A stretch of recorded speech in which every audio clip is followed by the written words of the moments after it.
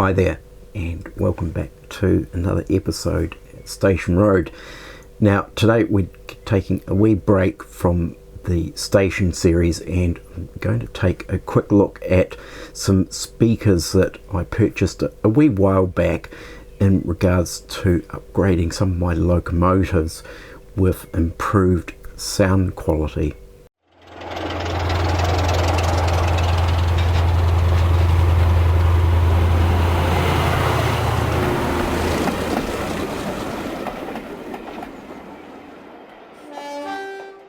So a wee while back I purchased some speakers from Roads and Rails, and they were in conjunction with Hornby's HM7000 decoders. So Roads and Rails had adapted some speakers to include the micro JST plugs as well, so the whole system would be plug and play, no need for soldering and so forth. So I bought a couple of the sort of square small speakers just to try them out and see how they sounded. Now the interesting thing is, probably about a week or so later, Dave from 00 Dave, he had also purchased some of these speakers and had tried them out in one of his locomotives, and of course he ended up with the same improvement in quality. Well, he was reasonably impressed with the quality of these speakers, and of course he'd actually paired up two of them together. So I hadn't actually tried that. I sort of thought, okay, if there's room, let's pair some speakers together.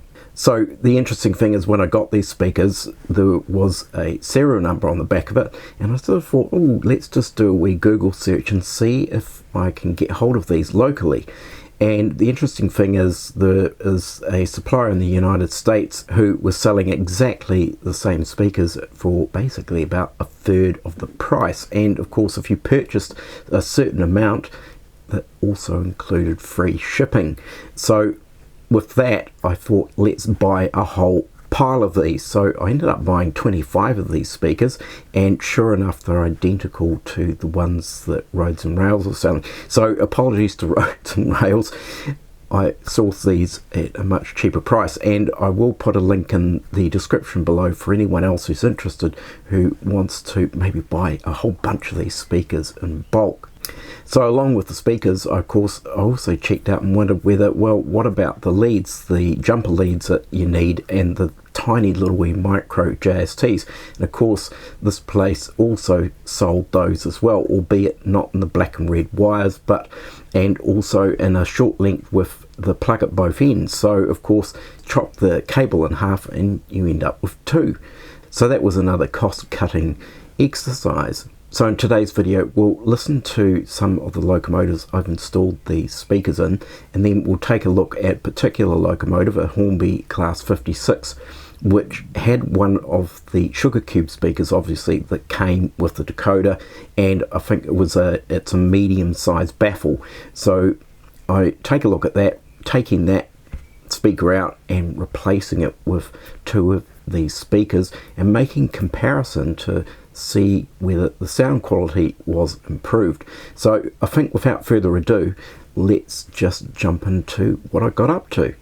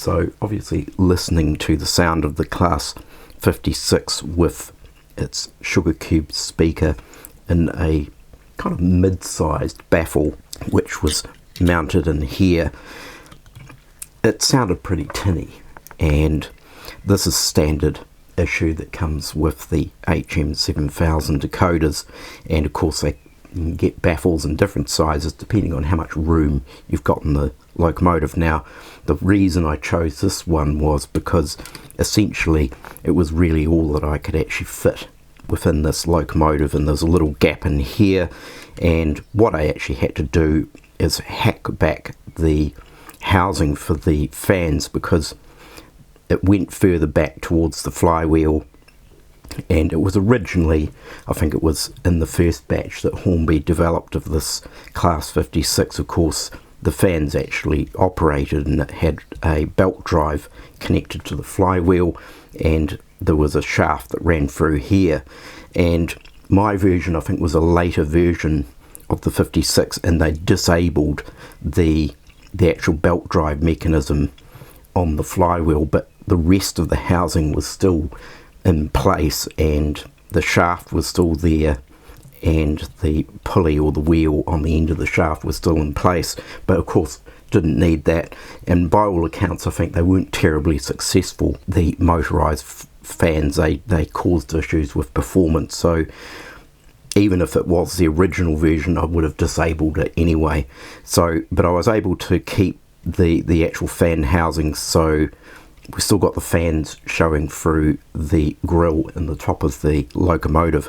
So what I did here in order to position this in here and have a place for it to sit is I created a little bit of a base made from some plastic card and just shaped it and used the existing screw holes that the original fan system actually anchored into, and then of course this was actually attached in here just with a bit of foam double-sided tape. Now this is actually really good, this stuff, I think, for mounting speakers, because you can pull the speaker out so it's not glued in place, so if you ever do change your speaker it's not too difficult to prise it out.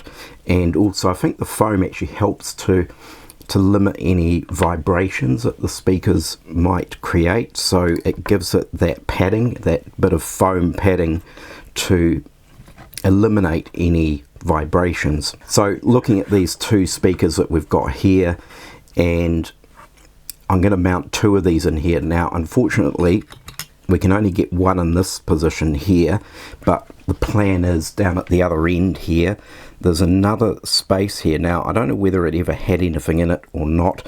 There is actually also some screw holes there, which is quite handy, and I've got some screws that fit in there, and we're going to mount the other speaker down at this end, and I'll create another little piece of plastic card the same as I've done here, shape that to fit in there, and it will sit above the housing for the drive mechanism on the bogie.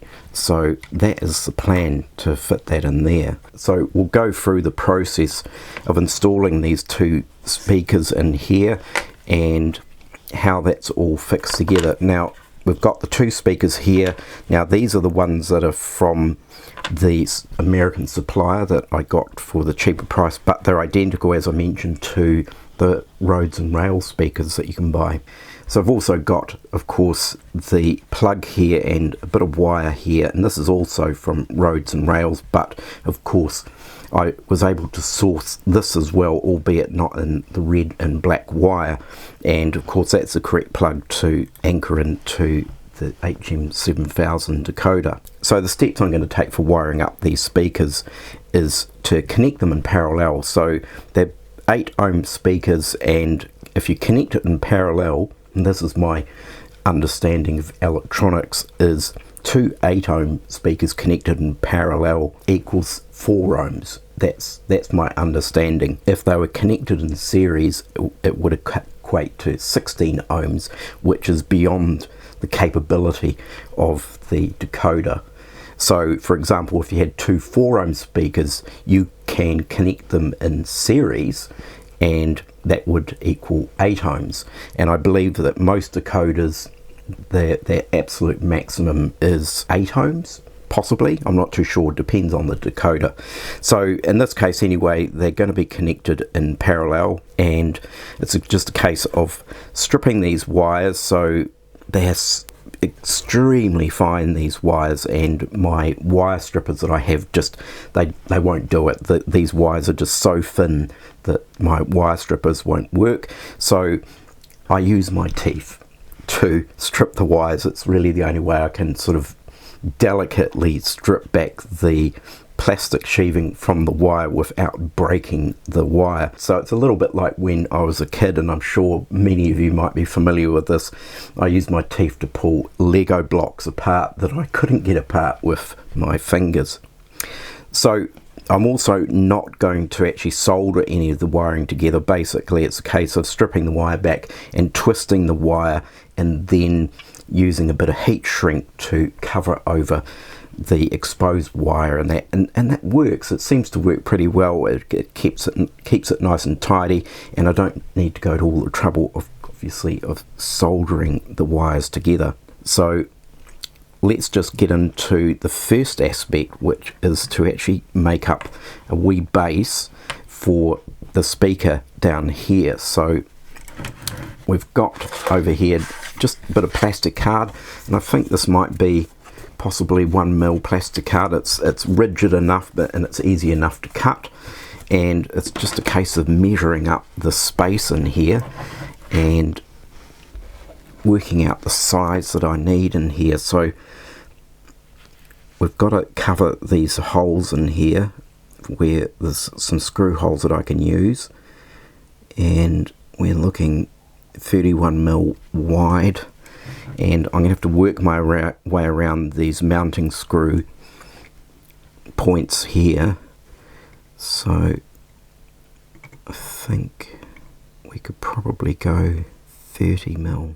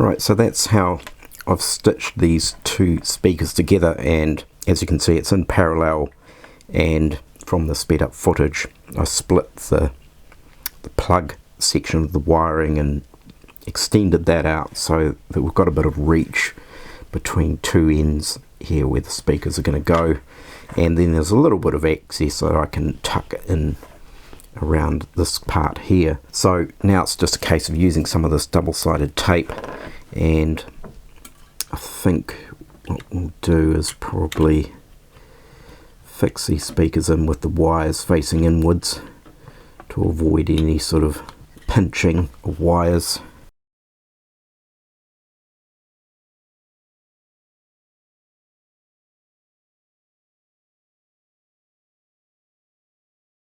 Right, so that's the speakers now mounted in place, and I will sort out this wiring and tuck it in, but in the meantime I think it's important we get it back over to the track, fire it up and see how it sounds.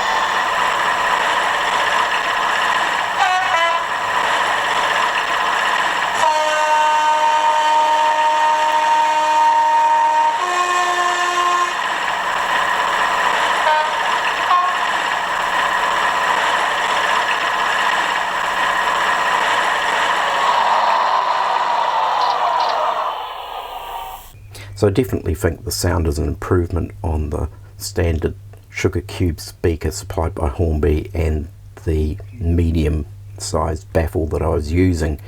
And just to do a side-by-side comparison, just so that you can be able to compare more closely the difference between the two, I'll just play two short clips.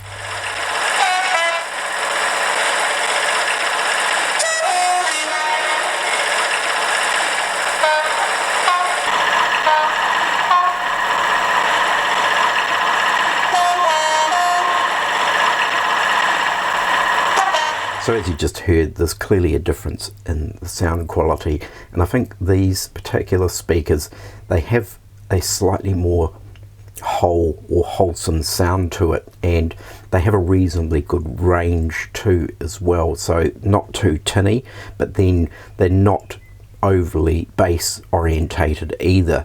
So maybe not quite as good as a mega bass speaker or those dual mega bass speakers that you can now purchase, but I think it's a good all-round option, and particularly if you're able to pair up two of these together.